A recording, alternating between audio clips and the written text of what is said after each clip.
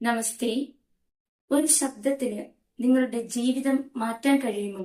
ഒരു അലാം ശബ്ദം നമ്മളെ ഉണർത്തും. സ്നേഹമുള്ള ഒരാളുടെ വിളി നമ്മെ ആശ്വസിപ്പിക്കും.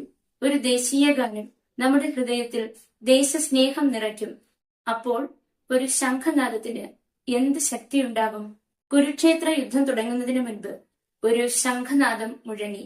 ആ ശംഖ് ഊതിയത് ഭീഷ്മ പിതാമഹനാണ്. പക്ഷേ എന്തുകൊണ്ടാണ് ആദ്യം ഭീഷ്മൻ ശംഖൂതിയത്? അത് വെറും യുദ്ധത്തിന്റെ തുടക്കമായിരുന്നോ? അതോ ഒരു വലിയ മാനസിക സന്ദേശമായിരുന്നോ? ഭഗവത്ഗീത അധ്യായം 1 ശ്ലോകം 12 നമ്മെ പഠിപ്പിക്കുന്നത് ഒരു ശബ്ദത്തിന് പോലും ഒരു മനുഷ്യന്റെ മനസ്സിനെ മാറ്റാൻ കഴിയും. ശ്ലോകം: തസ്യ സഞ്ജനയൻ ഹർഷം കുരു വൃദ്ധ പിതാമഹ സിംഹനാദം വിനദ്യോച്ചൈ ശംഖം ദദ്മൗ പ്രതാപവാൻ. തസ്യ സഞ്ജനയൻ ഹർഷം കുരുവൃദ്ധ പിതാമഹ.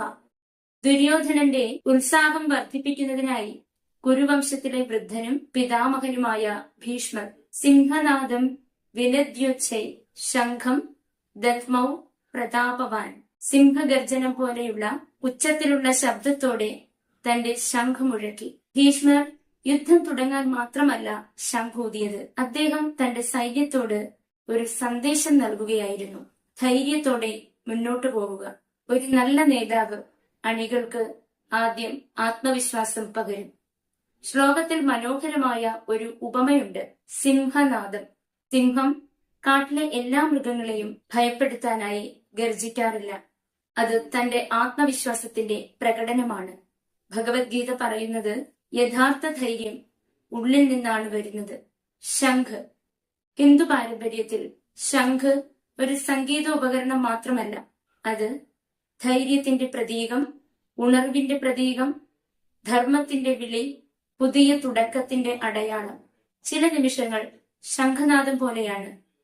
അവ നമ്മെ ഉണർത്തുന്നു. പരീക്ഷയ്ക്ക് മുമ്പ് ഒരു അധ്യാപകൻ തന്റെ വിദ്യാർത്ഥികളോട് പറയുന്നു, നിങ്ങൾക്ക് കഴിയും. ആ ഒരു വാക്ക് വിദ്യാർത്ഥികളുടെ ആത്മവിശ്വാസം ഉയർത്തുന്നു. ഒരു അച്ഛനോ അമ്മയോ പറയുന്നു, ഞങ്ങൾ നിന്നോടൊപ്പമുണ്ട്.